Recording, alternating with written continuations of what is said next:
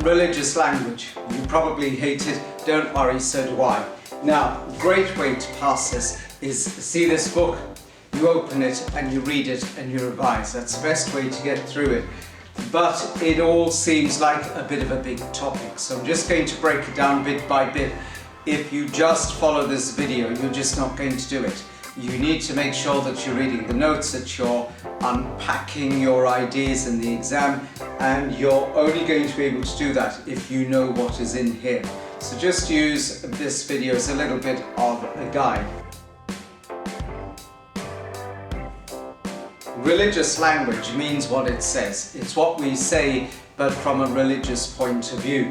And it's really important, because if we didn't look to see what do we mean when we say things, we'd be making all sorts of rubbish up about God and believing it. So we need to stop and think, okay, what are we saying, and being sensible about it. And that basically is what religious language is about. It's looking to see what are we saying about God, and can we justify what we are saying. So we look to see, is language meaningful or is it nonsense? And most of you say, well, what comes out of your mouth, Father Andrew, is mainly nonsense. You'd be very right. We start off with Hume's fork, and Hume's fork is a two-pronged fork. He used it to say you can get two types of knowledge. One is rational ideas. Something that can just be meaningful in itself. You don't need to use experience, it just works from its definition, e.g. 2 + 2 = 4. And then you have other knowledge, which is knowledge from experience. So you know that the grass is green, and you can test that because you can go and have a look and you can see the grass really is green. Or you can look and you can say, well, the sun rises in the east and sets in the west. And you'd be quite right, because you could go and have a look and you would see that it truly does rise in the east and sets in the west. Anything else, any other language, is just not happening. Okay, if it's not true by definition itself, 2 + 2 = 4, and if it can't be tested by experience, by what we experience. Does God fall into any of these two areas or categories? No, because God is beyond the world, He's transcendent. If you like, we don't really have full-on experience of Him, and apart from Anselm, we don't really say, well, He's a definition that we can use to work out in our mind.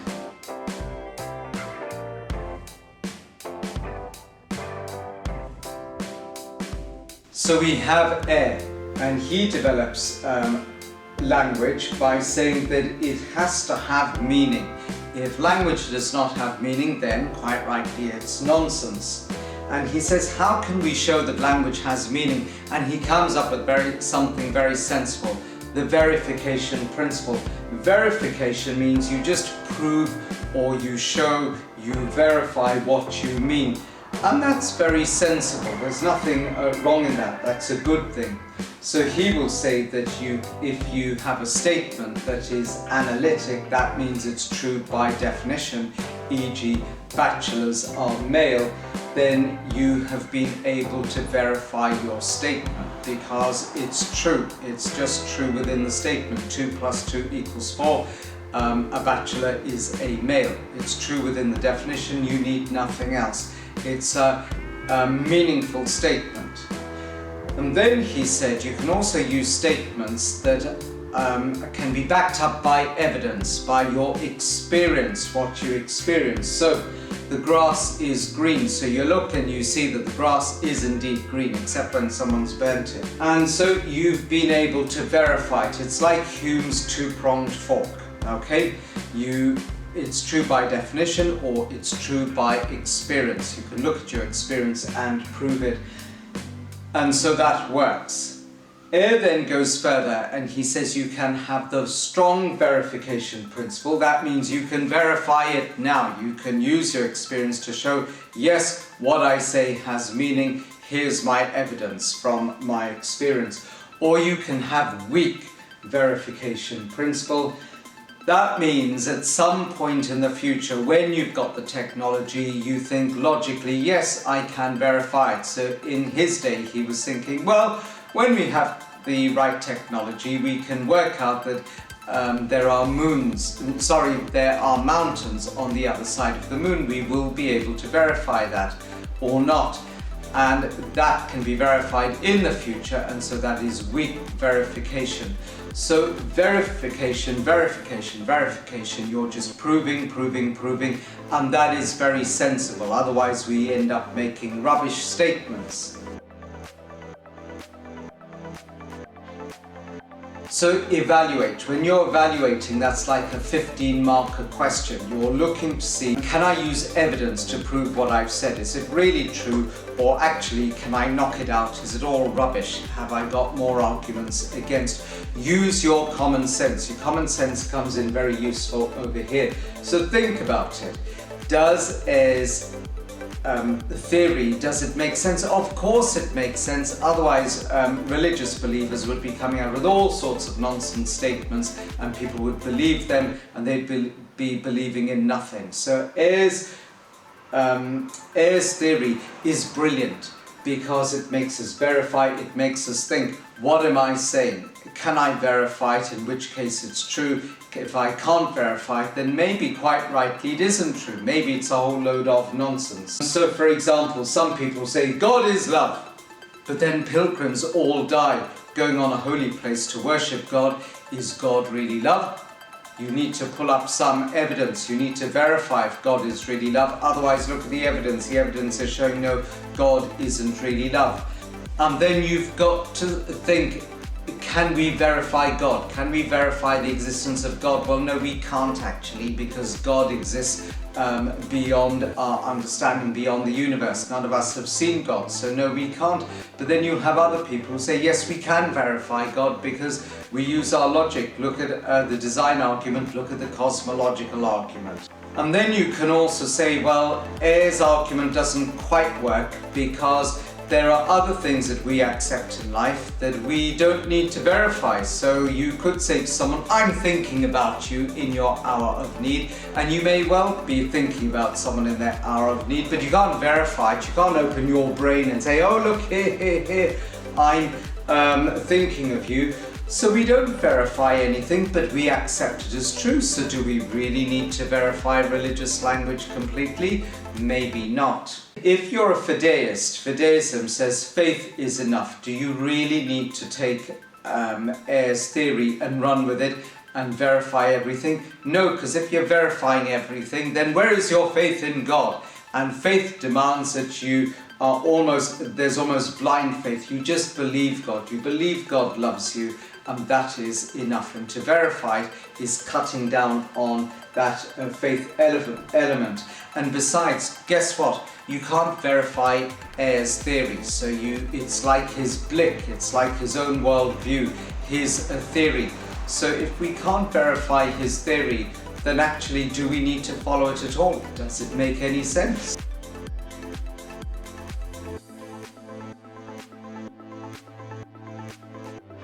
Now, Flew, on the other hand, he doesn't use the verification principle or theory, but he says that statements are only meaningful if we can falsify them, because that's how science operates. They'll take a statement and then they'll try and falsify it, and if they can't falsify it, they know that it's true. So for example, they'll say that water boils at 100 degrees centigrade. Then they'll try and falsify it. So they'll have a look and they'll get the temperature right up to 99 degrees centigrade. And if it doesn't boil at that point, then they know that at 100 degrees centigrade, yes, it really does. So they'll try and falsify it and show, no, this statement is wrong. And if they can't falsify it, then they know that their statement is correct. And Flew will say, well, that's a big problem with you believers. Because you won't allow anyone to falsify your religious statements. For example, God is love or God exists. Dare anyone try and falsify it, and you'll make excuses and you won't allow them to falsify it. So how can we test whether what you've said is true or not, and therefore religious statements are meaningless. And then he comes up with a parable of the gardener. You read it yourself over there, and he's effectively saying that the fellow who says, look, there is a gardener, even though there seems to be no evidence of a gardener, he won't allow his friend to falsify what he's saying. And so we religious believers will not allow people to falsify what we are saying, and we'll keep qualifying what we're saying to try and make sure that people believe that what we're saying is really meaningful. And he says, well, you kill God off by 1,000 qualifications, by making lots of qualifications, making excuses for God, in that, he really is loving despite what we see in the world, or that he really does exist, when he says, where is the evidence? And so because we don't allow our statements to be falsified, he says our statements, religious statements, are meaningless. That's a bit like Ayer. Ayer is saying, you religious people, you won't verify your statements and therefore they cannot be meaningful.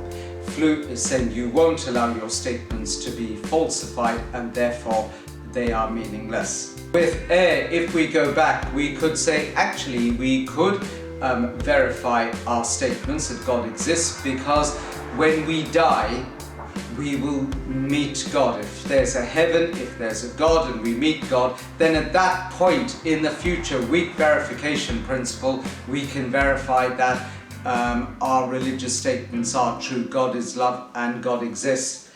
And with Flew, Hick is saying we can verify when we die if there is no life after death. That has helped to falsify. That's falsifying that God truly exists. But actually, if that is true and we end up falsifying it, no one will know anything, because no one will be living after death, and so it'll be falsification, but no one will know.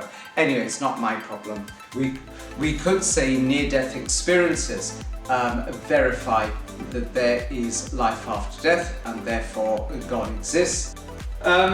We could argue with Flew, if he was still alive, and say actually religious believers do try and falsify their statements. So when we see evil and suffering in the world, we will question, does God exist? Why does God allow innocent people to suffer? We are falsifying our claims. So hang on a minute, Flew, we do allow falsification, so our statements are meaningful. We could ask, how could a loving God allow such suffering? That is falsifying. That's falsifying our belief in a good and loving God. Then you could argue that not everything in life is falsified. Everything doesn't boil down to science. So for example, you might see a beautiful piece of art or hear some fabulous music and you say, that's beautiful music, that's beautiful art. Do you need to falsify it? No, you just know. And just because you don't falsify it, it doesn't mean it's not a beautiful piece of music or beautiful picture, and therefore you don't need to falsify everything in order to make it meaningful. So we can make religious statements without necessarily needing to falsify it, because not everything operates on the basis of science. And then of course we have our friends of Fideis, those who only believe in faith. Faith is all that matters, so we don't need to falsify anything, because if we're trying to do that, well actually we're diminishing our faith in God. Just believe in God, end of story. Our statements are meaningful.